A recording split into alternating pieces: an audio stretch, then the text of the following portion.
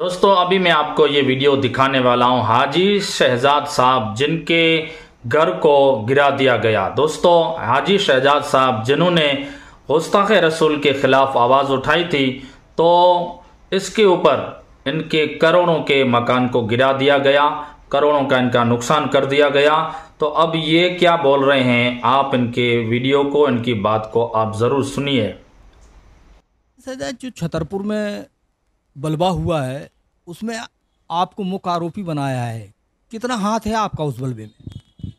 कि हम लोग तो वहाँ पर केवल ज्ञापन देने गए थे और इसमें मेन जो थे हमारे सदर साहब थे जावेद अली। हम लोगों ज्ञापन देने गए, उनके साथ काफ़ी मुस्लिम समुदाय के लोग भी थे।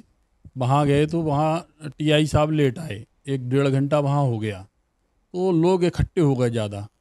जब टीआई साहब आए तो जनता बेकाबू हो चुकी थी और धक्का मुक्की वहाँ चल रही थी। तो फिर इन्होंने कहा कि हम 1-2 दिन में 3 दिन में एफआईआर करेंगे, पर वो जनता मान रही थी। जब जनता नहीं मानी तो फिर धक्का मुक्की हुई, इनसे लाठीचार्ज करा पुलिस वालों ने।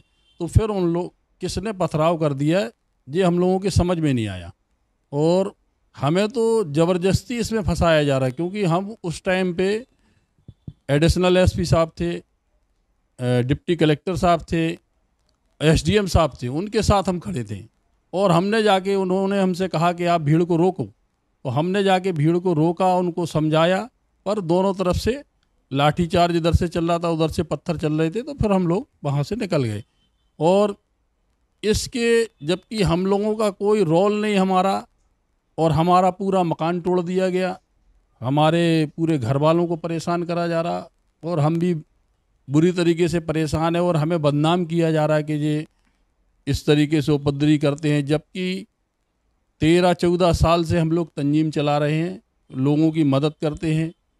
कभी भी ऐसी घटना कभी भी छतरपुर में नहीं हुई। मैं भी सदर रह चुका हूँ, मेरे सामने भी कभी ऐसी घटना नहीं हुई, पर ये जो पहली ऐसी घटना है और इसमें मुझे ही टारगेट बनाया जा रहा है, जबकि मैं प्रशासन के साथ था।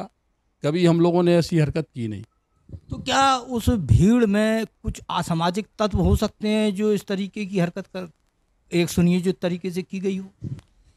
ये अब इसको तो हम नहीं बता सकते, क्योंकि भीड़ इतनी थी कि उसमें समझ में नहीं आ रहा था कि कौन कैसे लोग हैं, और कुछ लोग ऐसे आए होंगे तो वो असामाजिक तत्व, क्योंकि इस तरीके की जो घटना घटाते हैं वो असामाजिक तत्व ही होते हैं। बाकी जो अच्छे लोग थे वो तो केवल ज्ञापन देने आए थे, ज्ञापन दे के अपने चले जाते। तो इसमें पुलिस हमारे ही पीछे बेतरीके से पड़ी है और हमारा घर भी पूरा तोड़ दिया, हमारे बच्चे भी परेशान हैं, पूरा मोहल्ला परेशान है। क्या लगता है जो घर तोड़ने की बड़ी आलीशान कोठी है आपकी, वो तोड़ने के पीछे क्या मकसद हो सकता है? ये कोई षड्यंत्र है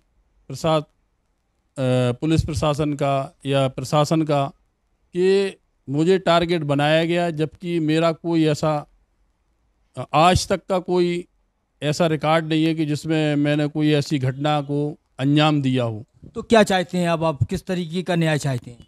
हम मुख्यमंत्री जी से ये अपील करते हैं कि आपके निर्देशन में जो ये कार्रवाई हुई है, तो हमारा तो मकान टूट गया, पर हम आपसे ये गुजारिश करते हैं कि आप पहले तहकीकात करा लें, इसके बाद किसी का मकान तोड़वाएं, क्योंकि किसी का जब आशियाना उजड़ जाता है तो वो बरसों उसको बना नहीं पाता। तो हमारी यही प्रशासन से भी गुजारिश है कि अगर आप कार्रवाई कर रहे हैं, आप मौजूद होने के बावजूद भी मेरे खिलाफ़ इस तरीके से कार्रवाई कर रहे हैं, तो मैं समझ नहीं पा रहा हूं कि मुझसे क्या बुराई है प्रशासन की।